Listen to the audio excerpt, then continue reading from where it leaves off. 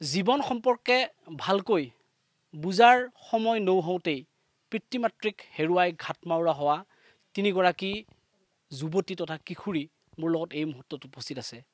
আৰু এই তিনিগৰাকী যুৱতীৰ ঘৰ হৈছে ওদালগুৰি জিলাৰ টংলাৰ সমীপৰ বৰাঘাটত। আৰু আজিৰ পৰা 2 বছৰ পূৰ্বে নিজৰ পিতৃক হেৰুৱাইছিল এই তিনিগৰাকী কিশোৰীয়ে, আৰু তাৰ 4 বছৰ পূৰ্বে নিজৰ মাতৃক হেৰুৱাব লগা হৈছিলে এই তিনিগৰাকী কিশোৰীয়ে। আৰু তাৰ পাছতেই ঘাট মাউৰা হোৱা এই তিনিগৰাকী কিশোৰীয়ে এতিয়া জীৱন যুঁজত এতিয়া কেৱল যুঁজি যাবলগীয়া হৈছে। তেওঁলোকে দিনতে এতিয়া কেৱল আন্ধাৰ দেখিবলগীয়া হৈছে, তেওঁলোকে দিক বিদিক হেৰুৱাই পেলাবলগীয়া হৈছে। আৰু এই মুহূৰ্তত তেওঁলোকক আচলতে কোনেও এতিয়াও সহায় কৰিবৰ কাৰণে আগবাঢ়ি অহা নাই, কোনো চৰকাৰী তেওঁলোকে সাহায্য পাবৰ কাৰণে সক্ষম হোৱা নাই, আৰু তেওঁলোকে এক চৰম নিৰাপত্তাহীনতাত এই মুহূৰ্তত ভুগিবলগীয়া হৈছে।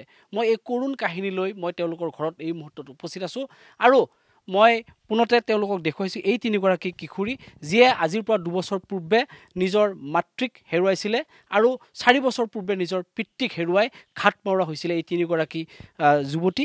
আৰু সঁচাকৈ ক'ব লাগিব যে এতিয়া আনৰ ঘৰে ঘৰে কেৱল বাচন ধোৱা কাপোৰ ধোৱা কাম কৰি তেওঁলোকে এতিয়া জীৱন নিৰ্বাহ কৰিবলগীয়া হৈছে।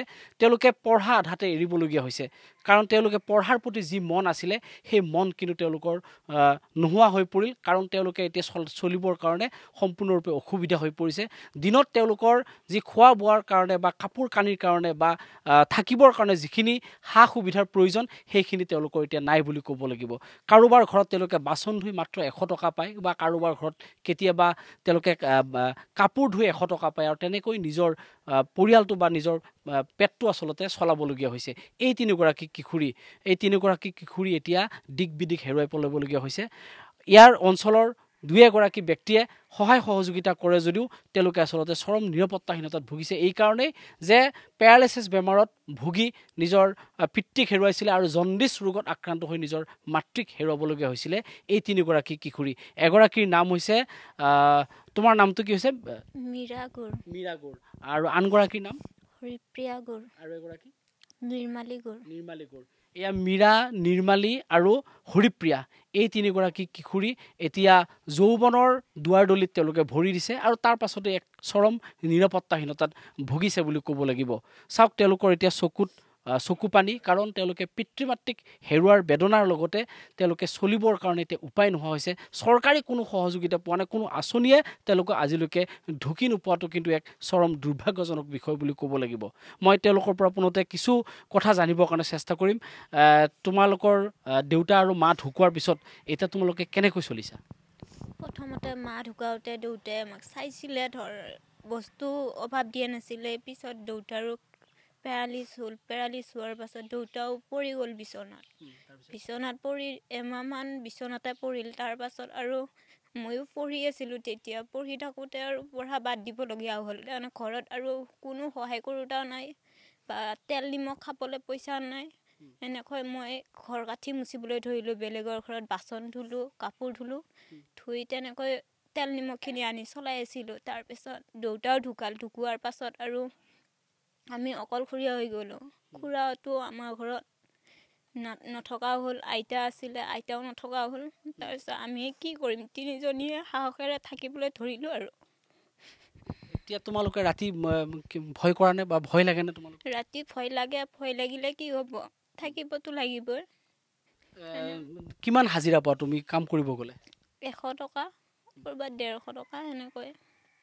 ক'লে তোমালোকক কোনোবাই কেতিয়াবা বেয়া দৃষ্টিৰে কোনোবাই কেতিয়াবা চাইছে নেকি? বেয়া দৃষ্টিৰে চোৱা নাই বৰ্তমান, আৰু আগলৈও এনেকৈ থাকিব পাৰিম বুলি। এতিয়া তোমালোকক কোনোবাই কেতিয়াবা সহায় সহযোগিতা কৰিছেনে? নাই, কোনো কৰা নাই। এতিয়া তোমালোকে যদি চৰকাৰী কিবা আঁচনি পোৱা তেনেহ'লে তোমালোকে নিশ্চয় চলিব পাৰিবা? পাৰিম। মই তোমাৰ পৰাও জানিবৰ কাৰণে চেষ্টা কৰিম। তুমিও বাৰ লগত কাম কৰা একেলগে? হয়। কি কাম কৰা তুমি? ময়ো বাৰ নিচিনাই বাচন ধোৱা, মাজা, ইফালে কাপোৰ কানি ধোৱা পখলা কৰোঁ। আৰু তুমি কিমানৰ পৰা তুমি পঢ়া বাদ দিলা? 8লৈকে, ক্লাছ 8ৰ পৰা। কেইবছৰ হ'ল তুমি পঢ়া বাদ দিলা? 2 বছৰে হ'ল।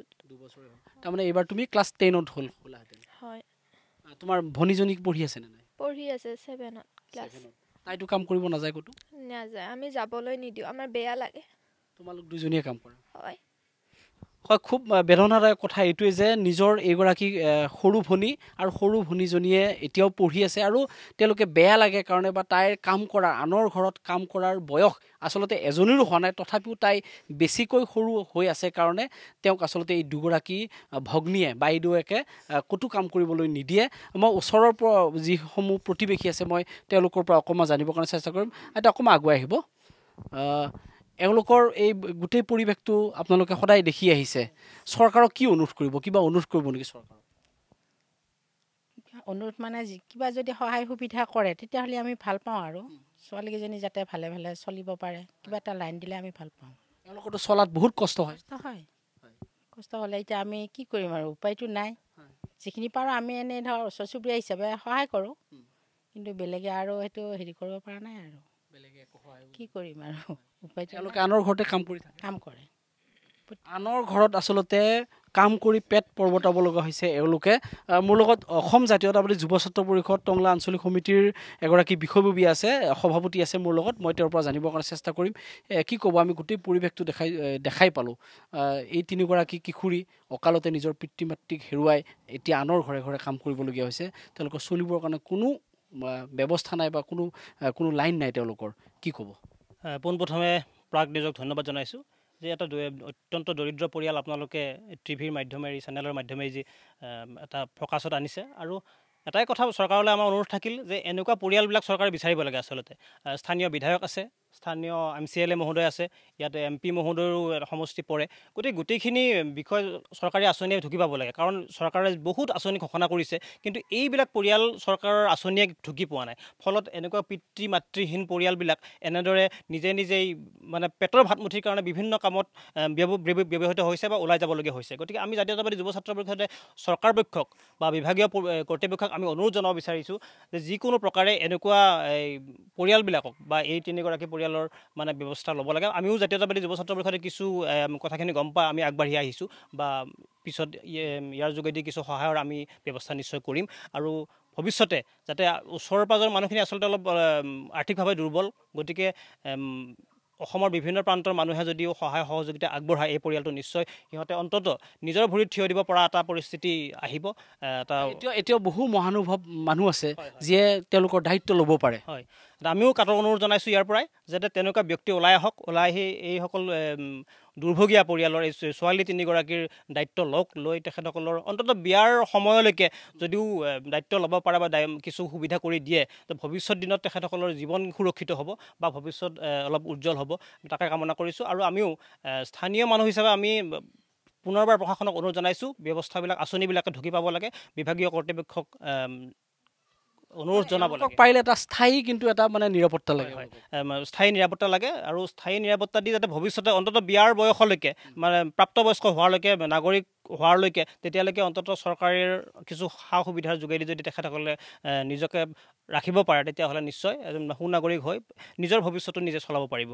নিশ্চিতভাৱে যি সময়ত আচলতে সমনীয়াৰ সৈতে বিদ্যালয়লৈকে পঢ়িবৰ কাৰণে যাব লাগিছিল এই তিনিগৰাকী কিশোৰী আৰু সমনীয়াৰ সৈতে খেলিব লাগিছিল, সেই সময়তে আচলতে জীৱন যুঁজত নামিবলগীয়া হৈছে। কাৰণ অকালতে তেওঁলোকৰ পিতৃ মাতৃক হেৰুৱাবলগীয়া হৈছে। নিয়তিৰ নিষ্ঠুৰ এয়াই পৰিহাস বুলি ক'ব লাগিব। তথাপিও আচলতে মানৱতা এই পৃথিৱীৰ পৰা এতিয়াও শেষ হৈ যোৱা নাই। এতিয়াও মানুহে মানুহক ভাল পোৱাৰ পৰিৱেশ এই পৃথিৱীখনত এতিয়াও আছে।